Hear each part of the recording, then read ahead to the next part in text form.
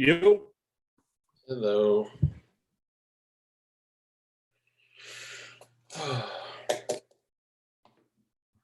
Sorry about that. That's all right.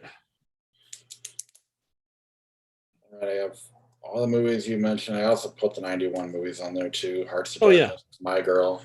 I mean, not much to say about My Girl, but and Hearts of Darkness I saw for the first time, and it's kind of fun. Anything before we get going? No, nothing I can think of. I'm not sure. I didn't check to see if the piano is actually available for the classic next week. Imagine it is. I do too, but yeah, it's actually coming up on. It should be turning 30 soon, actually. So it's kind of.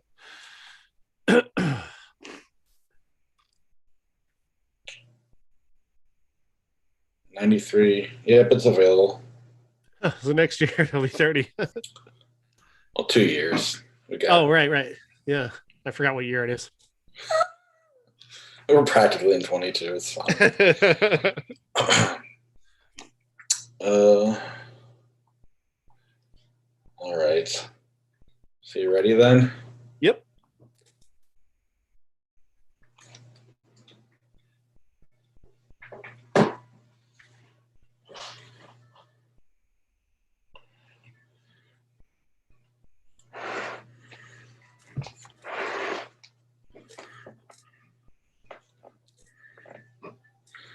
Welcome to the Everyone's a Critic movie review podcast. I'm your co-host, Bob Zerl.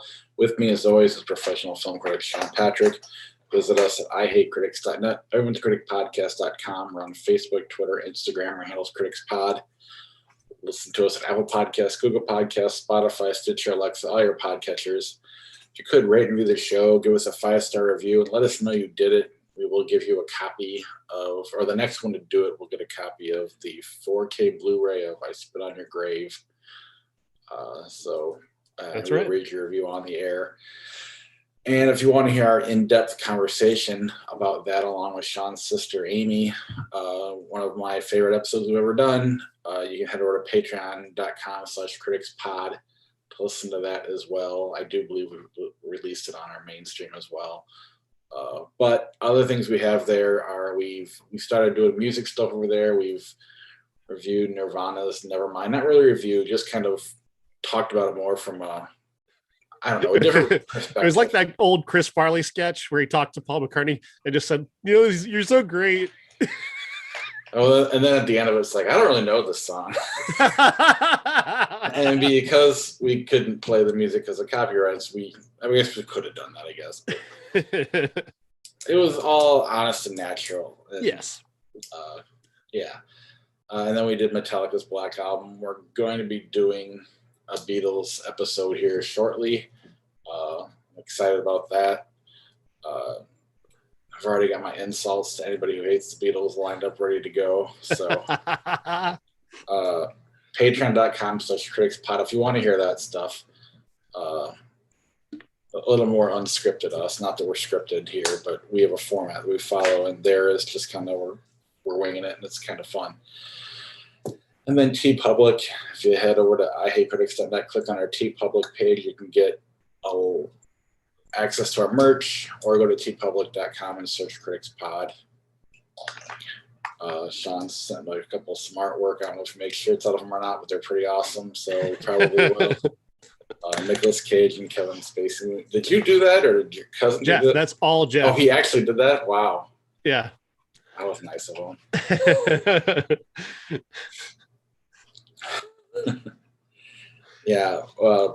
We need to start pushing that a little harder, and we will eventually.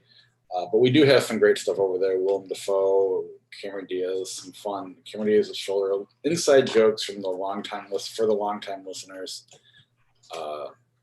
and just funny looking T-shirts to begin with. So it's yeah. And soon, like we were just saying, we will entirely replace the legacy of Kevin Spacey with Nicolas Cage.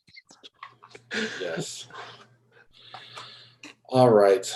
let's jump into the heart of our show. Oh, we are live on YouTube. If you want to listen to us or watch us live, we will post it on our social media platforms whenever we go live. We don't have a scheduled recording, usually Sundays, Mondays, or Tuesdays, depending on when we're both available. But for now, let's go ahead and start the show. And let's start with House of Gucci, or House of Gucci. And I know we're going to get to a Ridley Scott movie as a classic, but we're going to lead with this because this is the big movie of the week. Indeed, yeah, because I didn't see Encanto and I didn't see Resident Evil. It's just I'm staying away from the kids' movies for now. I'll watch it prior to awards, probably because part of the gig there, but I just don't have time for kids' movies these days. So yeah, this is the big title of the week. Directed by Ridley Scott, the story of one of the Gucci scions who was murdered by his wife. She hired somebody to kill her. So this is a part biography and part true crime story. Lady Gaga is this social climbing woman who meets this Adam Driver's character, who is the next in line to take over at the Gucci fashion house. He's the son of Jeremy Irons. Al Pacino is his uncle, who also has a son played by Jared Leto, who's a total fuck up and has no future in the company, though they just kind of tolerate him. And that's pretty much the story. We don't really. The thing about this is that it vacillates in tone very wildly from some soap opera drama to high camp. And it really can't find a lane where it wants to be. Like Adam Driver is delivering a pretty earnest performance, as is Lady Gaga, but then you have Al Pacino and Jared Leto over here in an SNL parody at times, the way it goes. You've got Jared Leto talking like Mario, and, just the kind of all the Italian stereotypes you can think of. Although I have seen people praise him, and they say that this guy was this kind of outlandish. So who knows? Maybe it's dead on. It just seemed kind of silly to me, especially when he got in front of Pacino, and especially in a scene where it's him and Jeremy Irons, and Jeremy Irons looks like he hates this guy, which I know is part of the character, but it also just seemed very, very real. It seemed very real just how much Jeremy Irons hated Jared Leto. And so there's kind of a thrill there, but the thrills in this one are very hit and miss. Like Adam Driver, I think, is doing his damnedest to make this work. He really wants this to be genuine, and he's delivering a very serious performance. But the accent also kind of is silly and doesn't quite work on him either. And Lady Gaga is almost veering into Russian at times in her speech. She's also very serious, though, and you do buy into what her character is doing. In the end, it's just far too much of a mixed bag to be at all satisfying. It's not quite as exciting as a true crime thriller should be. It's not as funny as a high camp, comedy satire should be. And it just sort of lays there at times. Yeah, I did not get to it. I kept trying to make time, but my son had a big homework project. Basically, had a book report to do, and we had to read most of the book over the weekend. And we went a little too hard for a 10-year-old. Anyway, kept me from seeing this one. That said, I have read a handful of reviews. For the most part, this is pretty well reviewed from what I've read. They say a lot of what you say, but they actually like that part of it. And I don't know if they're bringing stuff to it because this is such a rich family and their life is so stupid and silly that, combining the drama and the parody and not really knowing which is which is, they're acting like that's intentional and that it's all a metaphor, this blah, blah, blah. And whether that's true or not, I don't know. They're saying the same thing you are. They're just saying it's good because of it. You're saying it's bad because of it. So either way, it is what it is. If you hear Ridley Scott on Mark Maron's podcast, it's pretty fun. At the very beginning, Mark Maron says, Ridley really loves his movies. Even the ones you're like, I don't know if this is very good. He loves it. I was just like, this was like right before he's going to launch the interview. I was like, that's pretty funny. A little shot at Ridley Scott before he goes. And I don't know. he loved this movie. Both Marin and at least Marin pretended to. I don't know. I'm still kind of interested, but at the same time, the more I read about it, the more I kind of lose interest. Even with the good reviews that I have read, it's not. I don't feel like it's going to blow me away either way. It's just kind of a movie at this point. And as much as I like Ridley Scott for the most part, he does have movies that just kind of hang out there that don't quite work all the way. And this kind of feels like it probably is something like that. Yeah, I mean, it might hang around for the awards. There's rumors that Lady Gaga could get into the Best Actress race, which would make this movie last longer. It also, in terms of movies aimed at an older audience, it did pretty well at the box office, taking in $14 million. So there's a chance this movie sticks around for a little while and still finds some curious people for it. I could not get into it. I couldn't get past the accents. I couldn't get past whether or not it's intended to be funny or not. It's so often I can't tell. Right. And you look at these people right here in this poster that if you're watching on YouTube, and tell me that doesn't look kind of like an SNL parody, just a little bit. You've seen Adam Driver wear that hair on SNL. You have. Well, right, and if you threw out Jeremy Irons and Al Pacino and put in SNL characters, it would look like, because Jared Leto could be anybody. And, I agree. And why did they make Jared Leto look like Jeffrey Tambor? That's exactly what the guy looks like. And you know how Jared Leto is, so I don't know. I have, while reading positive reviews, it does seem like universally The Last Duel is liked better from what I've read and seen. Absolutely. That's a really great movie. And it's a shame that one is considered a failure at this point, which I think is stupid as hell.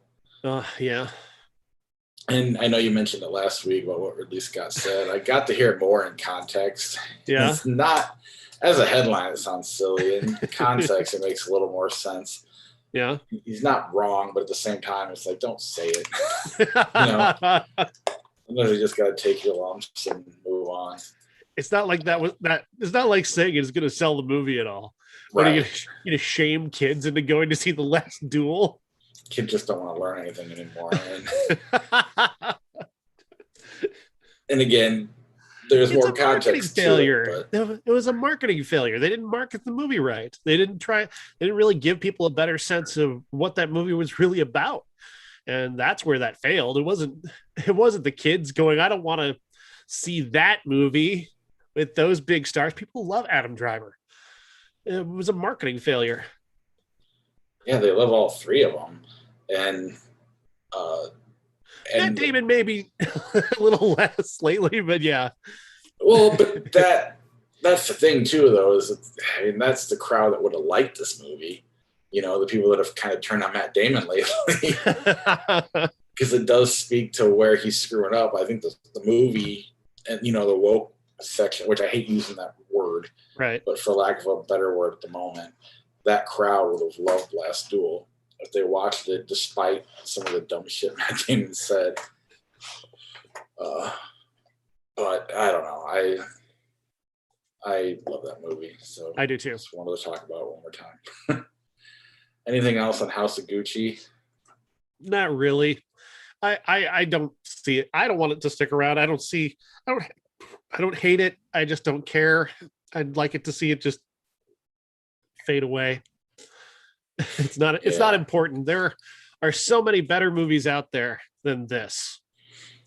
Yeah, I just have a feeling a lot of those better movies aren't even be thought of at the end, other than maybe Nicolas Cage and the best movies of the year are already entirely forgotten by everyone who isn't us. Right. Do you think anybody's going to talk about The Killing of Two Lovers at the end of the year? No, except me and you. Right. And I mentioned Giants Being Lonely to other critics the other day, and they're like, "What? What is that?" Yeah. Oh yeah, that'll never be thought of again. And it's a shame. I mean, it is. And Lamb will be something that's just kind of it won't be forgotten about, but it will just not make the list. At the end, it's one of all those great A24 movies. I did get a message from A24 about an Academy screening, so good luck. Go for it. For Lamb? Absolutely, yeah. Awesome. They're going to try. It deserves it. Absolutely, it does. They should always, they should usually have 2 or 3 considered. Let's see, what do we got next? Oops. Halle Berry's directorial debut, Bruised. Bruised stars Halle Berry as a former UFC star who had a pretty significant freak out in her last fight.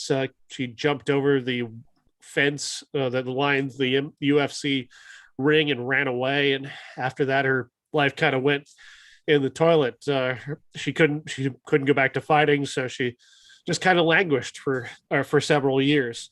Her life is completely thrown for a loop when she finds out that the father of her long ago child has died, and the child is now hers, and she's got to take him in and take care of him, something that neither she or her abusive boyfriend are prepared to do in any way.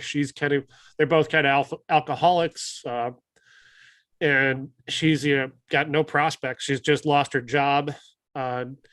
And it's just looking very, very bleak when this occurs. Then she gets into a kind of an unsanctioned fight in middle of nowhere in the middle of the night, and it's captured, surrounded by a crowd, and a producer or promoter, whatever they call him, sees her do that and invites her to come back into the ring, thinking that, hey, a comeback story, I can make a few bucks off of that. And she does kind of go back into it, and she starts building her life again, building up towards a championship fight that this guy is going to get her. And indeed, that does happen. This is a terrible movie. It's borderline unwatchable. Aside from Halle Berry, she's very earnest and very believable. She's a great actress, and she sells some of these moments. But there is as a director, she doesn't quite know how to build a story. So she kind of has these very large beats that are playing far too soon, and crescendos that are happening. And then you look at the runtime and you go, there's still 40 minutes of this movie and you just ended it. There's a fight scene that just lasts forever, and it just doesn't really, it leads to, a very, I don't know, a wannabe Rocky ending.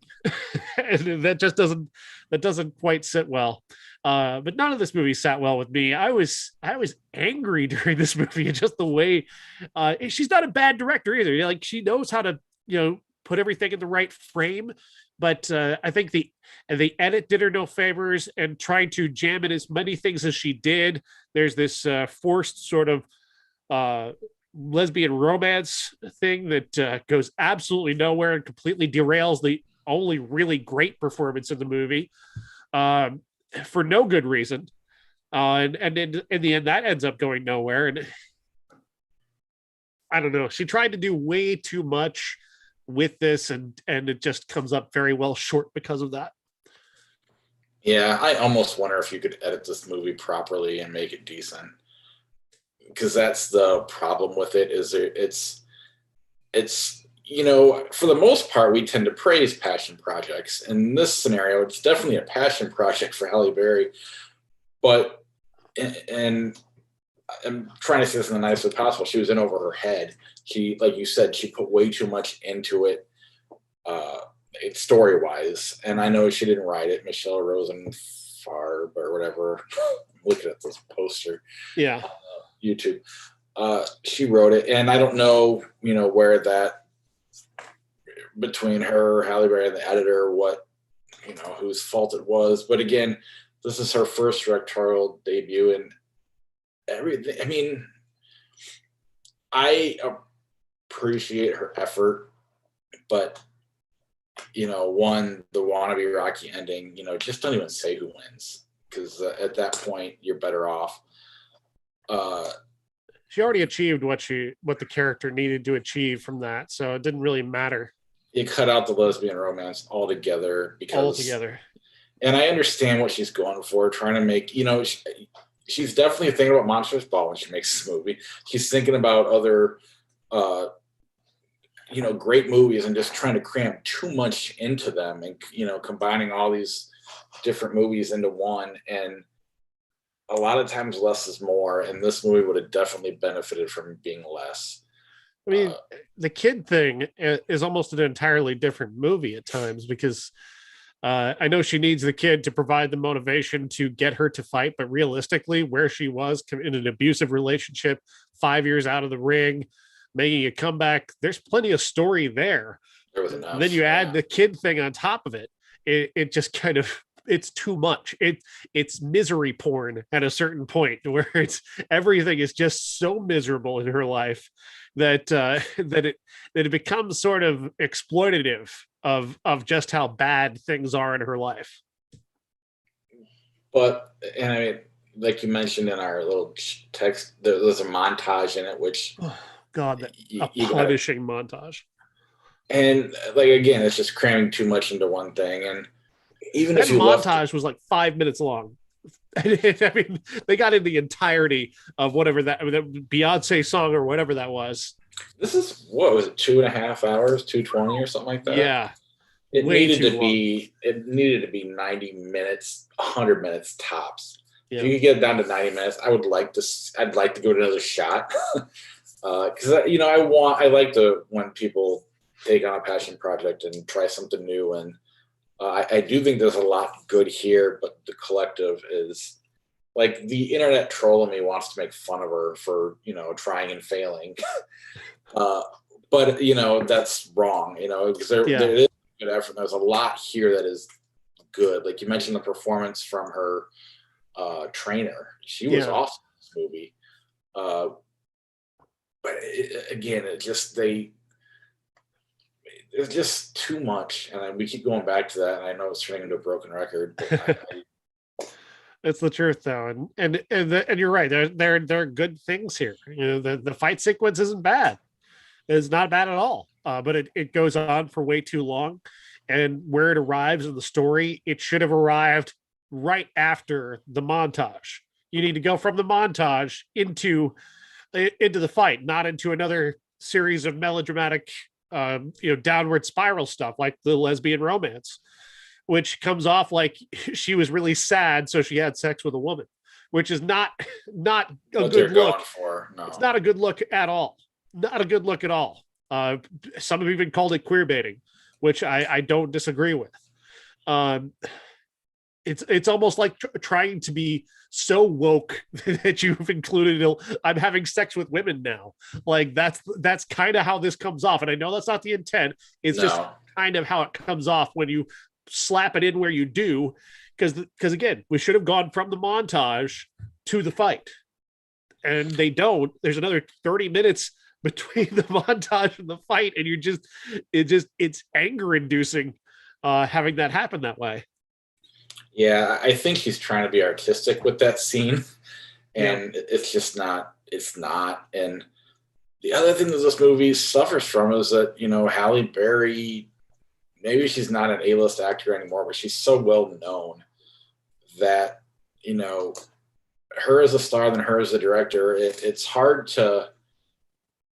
And again, this is the viewer's fault, but her performance, I can't tell if she's trying too hard or she's great. That was something I struggled with the whole time, but I feel like that was me and her celebrity that was making that difficult. Then you throw in the runtime, and it was just like, God, I wish that they'd take this back to the living room, knock out 45, 50 minutes and give it back to me and see what it looks like. But yeah, I think it would be relatively easy to fix this. Because I don't think she's reshoot anything. Yeah, exactly. I think she's got the elements here that work. I think as a director, she does have a strong visual sensibility. Like she's not an amateur behind the camera at all. Mm-hmm. I thought the fight scene was very well choreographed. I thought, as was the overlong montage. It's the stuff that she had to include in between all that. This desire to do too much that really is the downfall of the movie. I will say, when they got to the fight scene, it kind of brought me back. into the movie again. But not enough. I mean, and then when it ended, it was just kind of like, you're doing Rocky, and it's not fair because, not just Rocky has done that ending. Bad News Bears. I mean, several movies have done it, right? But you got to try something new there. Let her win, maybe, or whatever you got to do. I don't care. But you're right. It was very well done, and it kind of was entertaining for me for a few minutes. But when all was said and done, it was just overall just kind of a bummer. I wanted to ask you about it, but at the same time, I wanted you to see it first. And as soon as you sent me the text, I was like, okay, he's kind of where I'm at. Can I just a technical question about this movie? Why did she have the booze in the spray bottle? She has this spray bottle that she fills with booze and she squirts it into her mouth. And meanwhile, her boyfriend, manager guy, is also an alcoholic who clearly isn't judging her for drinking. He knows it's there. So why is she shamefully hiding it in a spray bottle?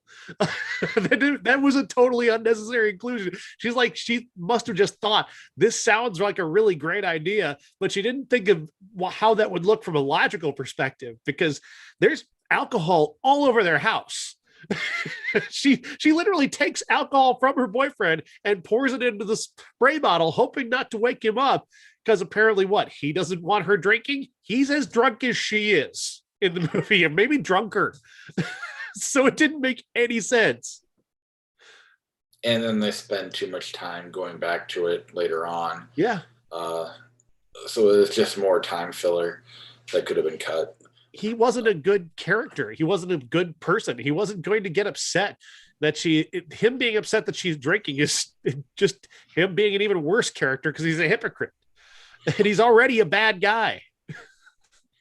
Yeah. And his character just wasn't, like you said, he wasn't a good character, but he wasn't a good character on two different levels. Like, he wasn't a good person as a character, but the character also wasn't fleshed out very well. Very true. And if they would have spent more time on that, and which again, I bet you they have all the footage, or you could cut stuff off to probably, you probably got enough there to go into that and make it a better fleshed out character. But that's part of the problem with the movie is him, and it's not his performance either. It's just the editing. It looks like they didn't edit anything. They just kept everything they shot. But her alleged alcoholism is not dealt with at all. She just decides, I'm not going to drink anymore because I've got a son now. And that's it. she's just done with it. But the spray bottle, she didn't empty the spray bottle. And her husband grabs it and shows it to her and says she's a hypocrite. She still drinks. I don't know. It was such a mess. That opening 25 minutes setting up for the kid is just a complete mess. Yeah, you didn't even need to tell us she was an alcoholic. We figured it out on our own. So you can just leave the storyline out of there, and we can just, sometimes that stuff's left better untold. And when you do it right, that's actually pretty cool when you don't have to tell the audience what's going on. You can just tell. It's almost always better to visually demonstrate something rather than just openly telling people. It's hard to do and pull it off a lot of times, but that could have been done here. It's just Ari Aster murdered two people in his movie without a single line of dialogue. He didn't tell you what you were looking at. You just had to visually watch and see, oh my God, they're fucking dead. Yep. Anything else on Bruised? I feel like we went as long as the movie did. Yeah, no, I'm fine. All right. Drive My Car. Drive My Car is a film by Ryosuke Hamaguchi. It is a film starring Hidetoshi Nishijima. He plays a actor who's married to a writer, and they've been married for a number of years. They lost a child several years ago, and it kind of did a great deal of damage to their relationship. But they've begun, as the movie begins, they've begun to rebuild their relationship in a very unusual way.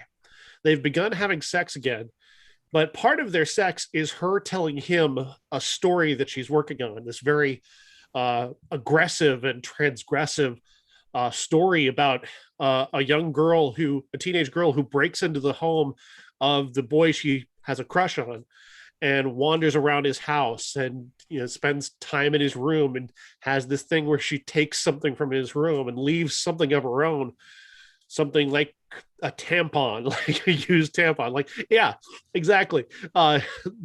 She's telling this story as they're having sex or after they're having sex, and it builds this bond between them again that they thought they kind of lost, and they're kind of in love again based off of this. And he's riveted. He wants to hear this story.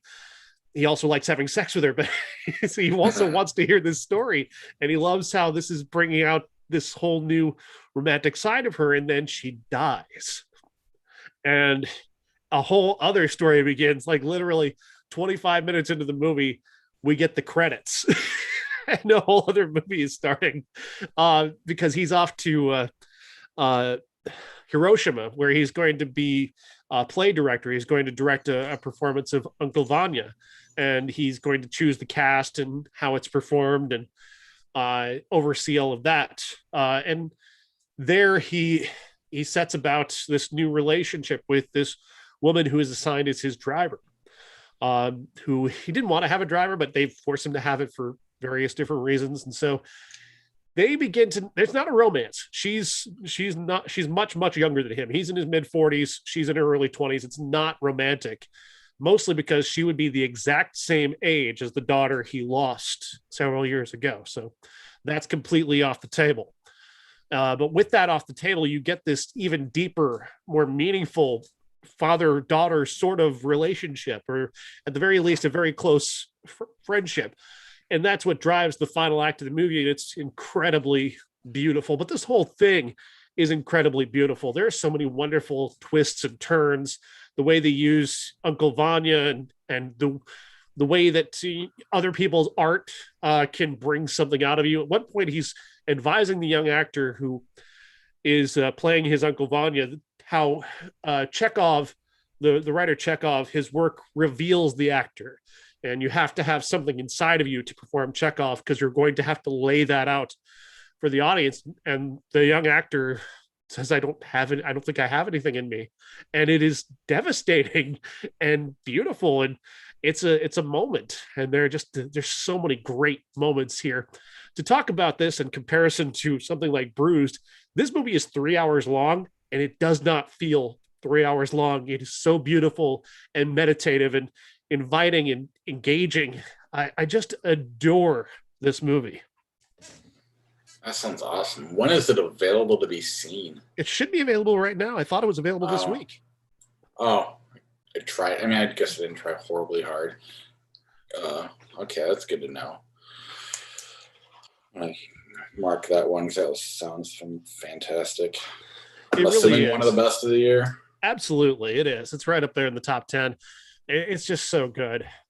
These characters are wonderful. The storytelling is ingenious, unexpected, consistently surprising. But yeah, I adore it. This got a shot at best foreign film. Absolutely, I think it does. I believe it did. Either it won or it finished second at Cannes. So that's awesome. Yeah, it's a highly recommended movie. Looking forward to that one. All right, what about Punch 9 for Harold Washington? Punch 9 for Harold Washington is a fascinating documentary about the former mayor of Chicago, Harold Washington, who was happily a very kind of a congressman who just enjoyed being a congressman, and he didn't feel like he needed to do anything else. He was doing relatively well in Washington, but he kept looking back at Chicago and seeing what was happening, and kind of getting drawn back to it, especially after Richard J. Daley died in 1976. Daley ran Chicago from the late 50s all the way to his death in 1976. And then he was replaced by this woman who came in on this wave of support from the Black community, promising to do all of these amazing things for the Black community. And the second she got in there, she's like, oh, hey, the Daley machine's still here. I'm just going to go with that now. Screw all you people who put me here. I'm going to get in the machine and maintain my power. And that lasted until the 1983, when she finally comes up against Harold Washington, who comes into the race and is not expected to win. And what you find when you're watching this is that, Chicago has a reputation for being the most liberal democratic city on the planet. And yet it was at this point one of the single most racist places on the planet. So remarkably hateful that you're almost shocked. Like it's Boston levels of hate that are going on in this city. To the point where just people are openly calling Harold Washington the N-word as he's about to become the next mayor of Chicago. It's stunning to watch. There's so many unique, and this is like a great dollop episode really to be made here. The Dollop podcast can do some amazing things with this. At one point, the woman who was mayor prior to Harold Washington thought it'd be a great idea for her to move into Cabrini Green. She got herself an apartment in Cabrini Green and thought, this is great. This is how I'm going to connect with the people. Never mind that she had armed security guards and a limo to take her to and from Cabrini Green every day. No, I'm relating to the people. Such an absolute shocking embarrassment, but there are really just so many shocking and embarrassing things. There's an amazing story about his first day as mayor where he goes to his first city council meeting and he doesn't know the rules of how city council work. So he thinks that if he ends the meeting, then the meeting's over. But you actually have to have in a city council meeting, you actually have to have a majority agree that the meeting is over. So he gavelled the meeting to a close, walked out with his people, and then they just continued the meeting without him. And they appointed all of their people and made it even harder for him to do his job. The complete and utter disgusting racism that he faced down, but he did it. And eventually he was very successful. Even as with all of this against him, he did turn it around until his shocking death in 1989. And then, of course, we know Chicago goes right back down the hill without him. Yeah, this sounds fascinating. I definitely am interested in watching this too. Yeah, so many wonderful, unique stories about this documentary. Yeah, I don't even know. I don't want to get into everywhere we could go with this, so I'm definitely looking forward to watching that one as well. Is it available anywhere for free, or is it just Amazon to rent? I think you have to go to the actual documentary's website to find out how to watch it, because I don't know if it even has a distributor yet. Oh, cool. All right. And the Shuru process. The Shuru process stars Fiona Dourif, the daughter of Brad Dourif, as a reporter who has a lot of problems. She's cost herself her job through her drinking and drugs and behavior. She decides that the way she's going to try and turn her life around is to go to this retreat with this guy who calls himself the Shuru. And he's just this English white guy who talks a big game about inner peace and so on. And she kind of begins to set about figuring out whether he's a fraud or not. And suddenly, she's kind of in her head, she's writing the story that she's going to write about him, and maybe he's real, maybe he actually helps people, maybe he's a scam artist. You're gonna have to figure that out as the story goes along. The problem is that this movie just doesn't know what it wants to be. It doesn't know if it wants to be a movie where people are having big important revelations about their life and finding new paths in life and improving themselves, or if it's a comedy about this guy who's completely full of shit who's claiming to be a guru. And that's really what kind of sinks the movie. Fiona Dourif is a very unique actress. She's got the same kind of energy that her dad has. She's completely unpredictable, and that makes her very charismatic and engaging. You don't know what she's going to do next, and that's a very exciting place to be as an actor. And sadly, it's all for nothing because the movie isn't particularly funny and it's not particularly dramatic. So in the end, it's two different diverging tones that never come together. Yeah, I know we talked about this. I totally forgot about it until today. So I didn't watch this either. Yeah, no, I ended up basically what I watched this week outside of the classic and the Bruised, one of the 91 movies. And then Wednesday night before Thanksgiving, my son and I slept in the living room and put on, that's like a terrible parent. I haven't done this in a long time. We watched basketball. And, I mean, this is like putting on at 10 o'clock at night and did not fall asleep. And I was like, you know what? We'll put American or Almost Famous on and we'll fall asleep to that. Right. Almost Famous is so good. You can't fall asleep to that. So next thing you know, it's 3:30 in the morning and we're still awake. And so I sent him to his room and I watched Gas Station Girls from 1976. And that knocked me out. Just kidding. I've never heard of that movie. Amazon Prime, free right now. All right.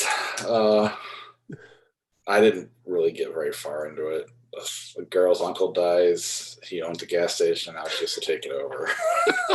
And it's losing to the big gas station next door. So they somehow. Will they do a big topless garage sale? Or I didn't get that far, but I'm assuming that's where it went. I needed something to help me fall asleep. Anyway, let's move on to our undisputed classic, The Duellists, Ridley Scott's first feature-length movie. The Duellists from 1978, starring Keith Carradine and Harvey Keitel.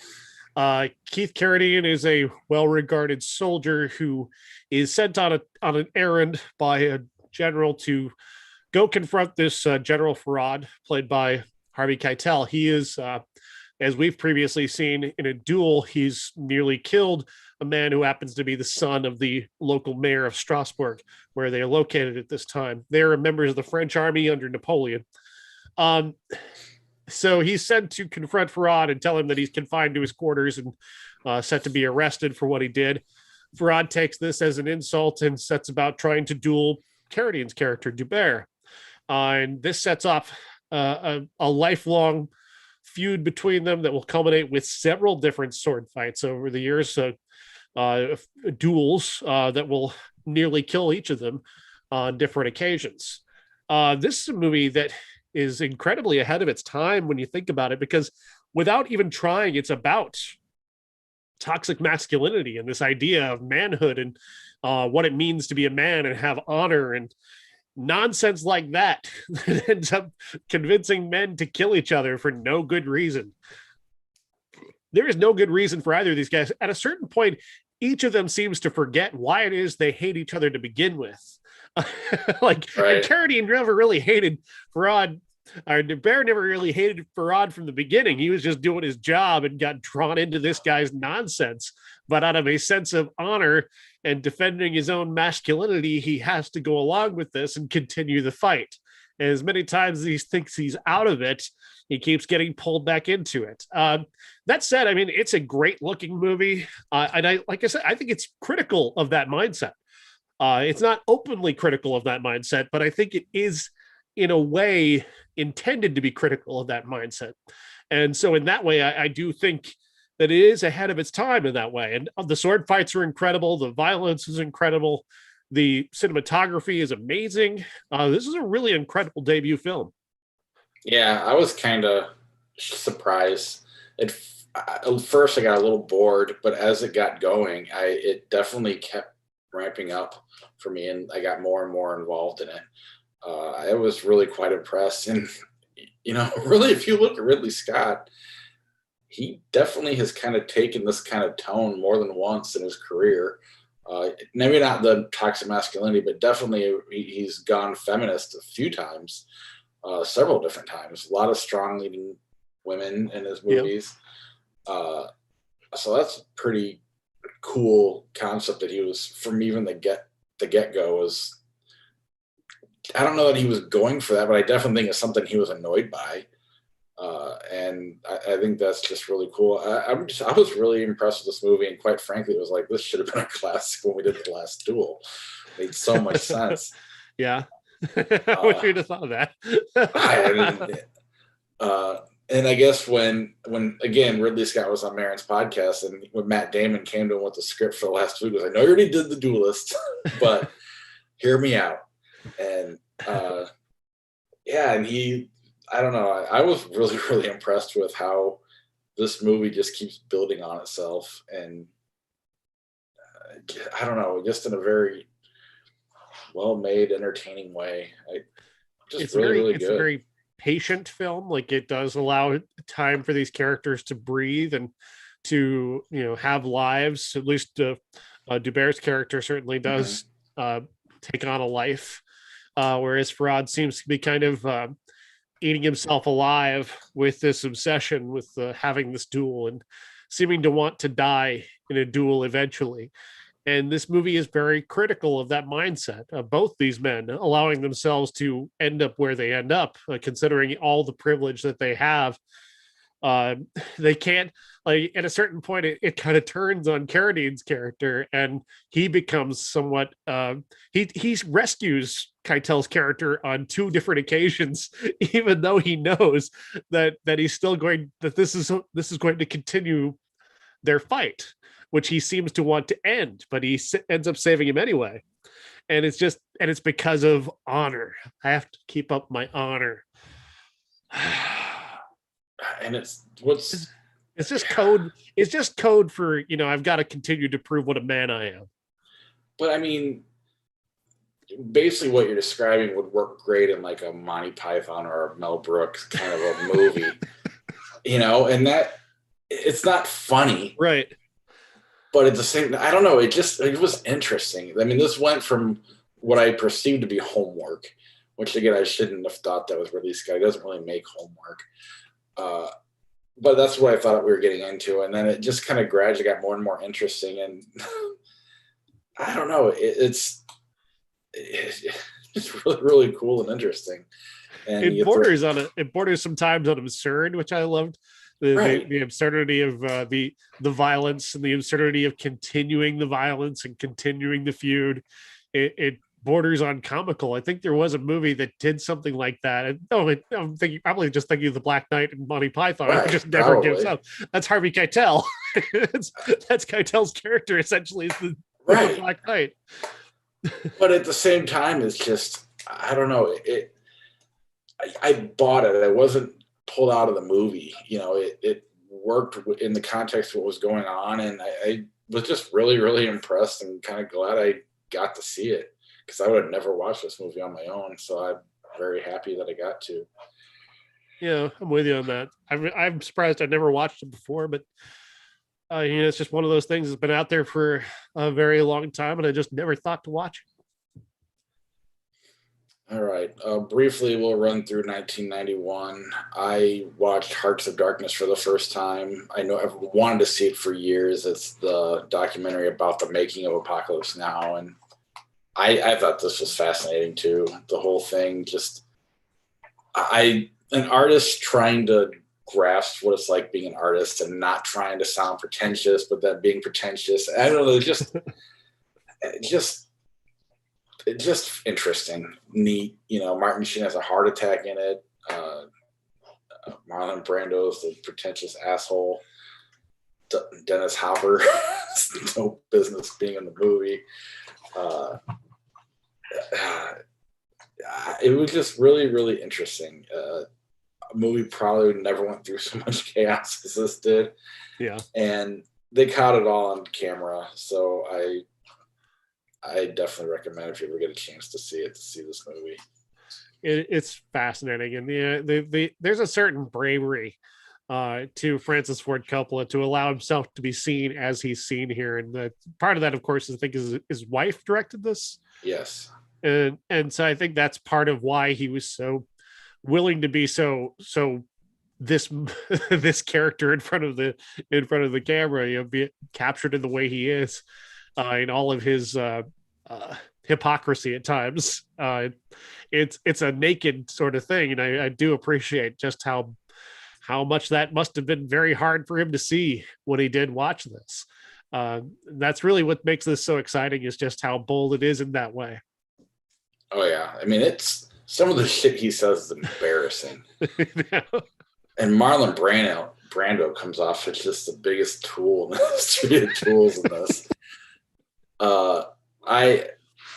But I don't know. It just, and Dennis Hopper. I mean, everything I said already. I definitely think if you're into movies at all, this is a must for movie buffs to see this movie. Yeah. I know in Good Will Hunting they borrowed a line from this movie when Casey Affleck says they swallowed a bug. I've seen where Marlon Brando says it. I don't know. I was quite intrigued the entire time. I mean, it's easy to look back now and see that you've taken on all of this crazy in one place, in a place that's far cut off from the rest of the world. What did you expect would happen? It's easy to say that now. I don't think you could say that then, though. Well, the funny part is, originally George Lucas was going to direct it. They were going to go to Vietnam in the middle of Vietnam and make this movie. And Lucas and the film company was like, yeah, that's not a good idea. So they already were starting from a ridiculous point of view from before they even. Yeah. You have just these characters, this Dennis Hopper, and then you got John Milius in there too, who's equal. He's just as crazy as everybody else, if not crazier. Yeah. John Milius, rumored to be the inspiration for Walter and the Big Lebowski. Really? One of them. Yeah. Yeah. And then there's My Girl. When we were kids, when Macaulay Culkin gets stung by the bees, made us he needs his glasses. Where are his glasses? I'm making the entire audience cry right now. You say that line to a member of Generation X, they start to tear up immediately. I'm gonna try that with my wife later. She's barely Gen X. She's like the last year of Gen X, but we'll see if it works. I mean, this movie, we watched this with my kids like a year ago. Yeah. And how'd they take it? Up again. They were fine. They're not Gen X. They're one's Gen Z, the other one's whatever was after that. Yeah. I mean, it worked when I saw it way back when. Now I kind of laugh and it's fun and funny and it's funny when he dies. But I don't know. It was kind of had an American Tail vibe to me, where that song was sad when I was a kid and that scene was sad. Yeah.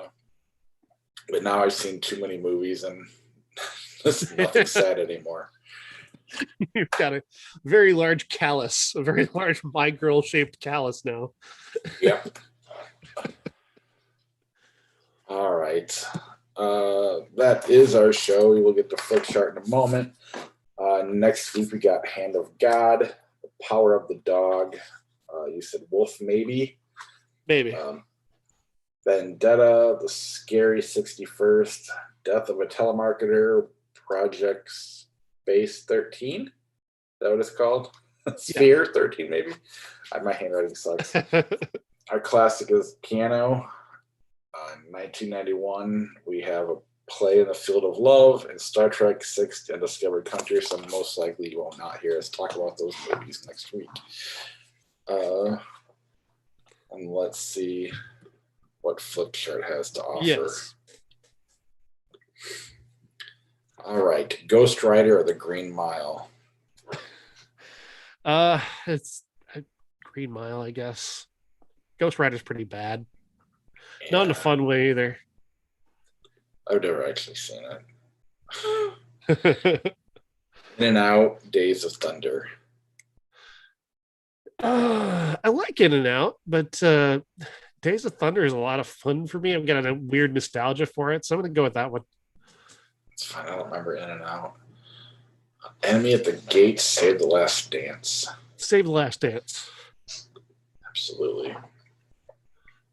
Ambushed, Castaway. I don't know Ambushed. Neither do I. American Werewolf in London, Castaway. Castaway. Yeah, who's also turning into like a Dustin Hoffman for me as Landis. He kind of annoys me a little bit too. Yeah, I can see that. Get Shorty, Star Wars Episode 1, Phantom Menace. Get Shorty. I don't hate the Phantom Menace though. Walking Tall 2004 or The Golem. The Golem. You seen it? It's been a while. I would say I can't really say that I've seen it. I guess. Walking Tall, Romeo Must Die. Walking Tall. Multiplicity, Blue Thunder. Multiplicity. It's so stupid, but Blue Thunder is boring. And Blue Thunder is boring with helicopters. So what does that say? Possible. Being John Malkovich, Predators. It's Being John Malkovich, but I like Predators. Yeah, but that's not really a fair comparison. Monstrous Ball, Godfather Part 2. Monsters Ball is incredible, but it's Godfather Part 2. Yeah, it's one of the best of all time. Shrek the Third, Solaris. Solaris. Might make a fight for Shrek 1, but Twister, Event Horizon. I don't think that's the right Twister. I don't know if we've seen the 1989 Twister. You have not. You are correct. I didn't see the year until. Wow, this isn't fair. Mission Impossible, Rogue Nation, or Event Horizon. Mission Impossible, Rogue Nation. And since I haven't gone back and watched Event Horizon since we talked about it when it turned, or I haven't turned 30 yet. Since we talked about it, we made a classic one episode, didn't we? Something like that. I won't pick it. But I thought it was a Christmas present. Maybe that's why we talked about it. Well, I never watched it. Whenever we did it, I didn't watch it because I knew Josh hated it, and I wanted to watch it. Just ran out of time. But if I'm not going to make the effort, I can't flip a coin over it. I really want to see the Devil Doll. That looks really interesting, but I don't think either of us has seen either of those movies. So Death Becomes Her, The Jackal. Who cares? Jackal's not bad, and Death Becomes Her is not completely terrible. I don't know. You hate them both? I don't hate them both. I'm just not a big Bruce Willis guy anymore. Death Becomes Her. Yeah, Meryl Streep's better than Richard Gere. Rocky 2, Halloween H2O. Rocky 2. Yeah. H2O is not bad, though. Really? I don't hate H2O. I thought I was actually, when I saw H2O the first time, I really liked it. The retconning cool. Afterwards, made it kind of suck a little bit, but Star Trek V, The Final Frontier, Home Alone. Oh, Home Alone by a lot. Castaway, Man of Honor. Castaway. Shorter. Elizabeth, the girl with the dragon tattoo. Is that the Fincher? I think that's the Fincher version. Yeah, that's the Fincher dragon tattoo. What's Elizabeth? I've never heard of that. Elizabeth, it's Kate Blanchett as Queen Elizabeth. Oh, I guess I have. I've never seen that poster before. Yeah, no, I haven't either. It's Elizabeth. I think Elizabeth's an incredible, underrated movie. Not that I don't love Dragon Tattoo. It's very good, but it's kind of more in the line of the Benjamin Button Fincher movies than it is on the Seven side of the Fincher movies. Right, and it's this Fincher movie that didn't need to exist because the other ones are perfectly fine by themselves. Jaws 2, White Chicks. Jaws 2. I hate White Chicks. I hate it so much. I've never seen either, so I don't know. Pet Cemetery, Jackass the movie. Jackass the movie. Pet Cemetery so much. How is this fun? Basic Instinct, Deuce Bigelow, Male Gigolo. Gonna argue with your idea of fun. Basic Instinct, because Deuce Bigelow is somehow worse. North by Northwest or The Ref. North by Northwest, but we need to get Nicolas Cage's face onto Kevin Spacey in The Ref roster. That would have been an interesting movie. Dennis Leary and Nicolas Cage going back and forth. That'd have been something. Yeah, I mean Dennis Leary is kind of a one note, takes rip off. But I like him. I would watch it, I suppose. Confessions of a Dangerous Mind, Romy and Michelle's High School. Confessions of a Dangerous Mind. But I like Romeo and Michelle as well. In the Water, Dog Day Afternoon. Dog Day Afternoon. Yep. Topsy Turvy, Ocean's 12. I've somehow never seen Topsy Turvy. I should have, but I didn't see it. It's me. Kingdom of Heaven, Ocean's 12. Ocean's 12. Good God, Kingdom of Heaven is terrible. Lady Bird, Men of Honor. Lady Bird. I never thought I'd. Like, Men of Honor is literally a movie I saw but never thought about again until today. Yeah, I'm agreed. It's a dad movie. It's an incredible dad movie. Oh, you have to be at least 60 to enjoy Men of Honor. If you're not movie. 60. I saw it at midnight. Like, I used to work at Hardee's, and then my friends and I would go to the movies every Friday and Saturday night. And we couldn't get there till midnight because we closed. And by the time we got in the Quad Cities, we'd go see the movie. And Men of Honor we're big De Niro fans, so we're like, it's gonna be great. We could watch that at midnight.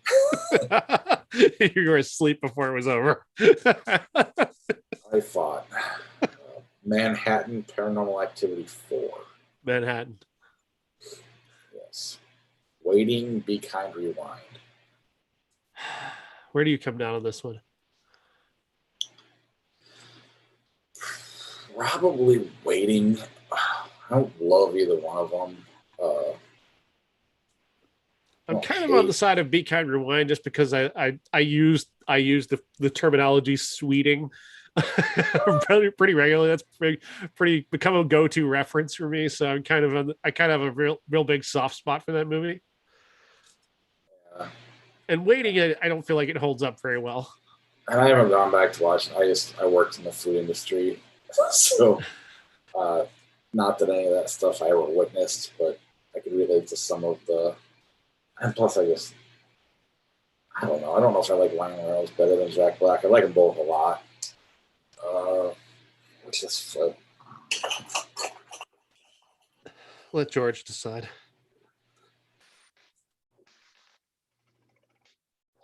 Be Kind, Rewind. Serpico Coneheads. I know it's Serpico, but I watch Coneheads so many times. It is the biggest guilty pleasure for me. I not say anything bad about Coneheads, but Serpico, yeah. We got here fraction. Choose that. Step Brothers, The Sandlot. Two remarkably overrated movies. The Sandlot. Isn't it fun when you stop judging the movie and you just start judging the crowd that gathers it? Judge Dredd 95. Candyman. Yeah. Junior. Special. Junior or Spartacus? Spartacus. I don't know why this reminded me of it. But the idiot word goes, I think I like the 1984 version. How was that even possible? Anyway, I just thought I'd share that with you. Thank you. A Ghost Story, The Switchblade Sisters. I've never seen Switchblade Sisters, but that poster and that title makes me want to see it. Yeah, I can't remember the first one at all. Ghost Story, Final Destination. I'm gonna have to turn in my my high-minded movie critic card because I don't like a ghost story, and I'm gonna pick Final Destination. You and Josh had me so turned off to the point I don't even want to give it a chance. I know I should. Just some people like it, and it is A24, but it seems so boring.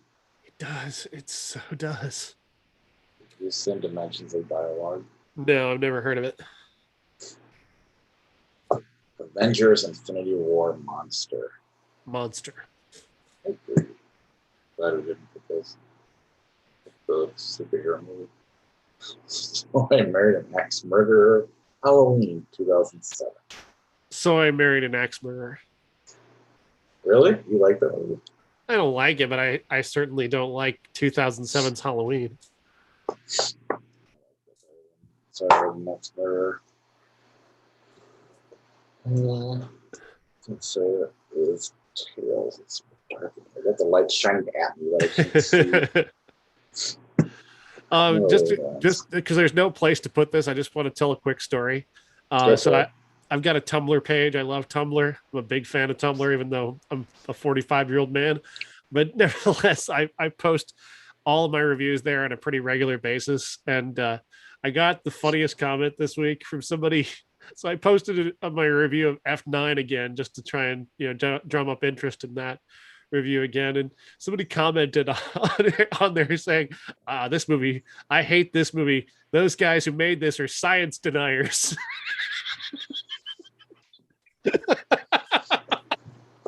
Because apparently he thinks that the people who made Fast and Furious think that a Fiero can go into space. They're science deniers. They don't believe in physics in that movie. Really? Either way, if he's being serious, it's funny. And if he's making a joke, it's a funny joke. So I'm going, either way, I love that comment. That's great. That's great, right? He's either a meta comedy genius or a very troubled human being. Either way, it works. It's funny. Jules and Jim, you know what that is? Oh yeah, we that was a classic on this very. Oh yeah, that's right. We did that. My fault. I remember that. We've watched a lot of movies. It's all right. Wedding Singer. It's Jules and Jim.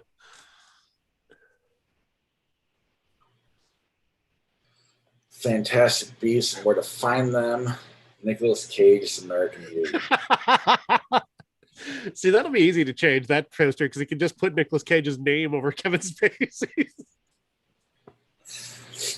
Although it would be funny to look at Nicolas Cage naked, covered in flowers. That would be kind of funny too. Pardon me, my eyes would Google search it if it hasn't already been done by him live anyway. I think we should cut it off. Yeah, that's fine. I was going to cut it off. Good. All right. Anything else? No, that's it. All right. I'll talk to you next week. And we'll try to figure out some time to do the Beatles thing. Sounds good. Fun. All right. Talk to you later. Bye.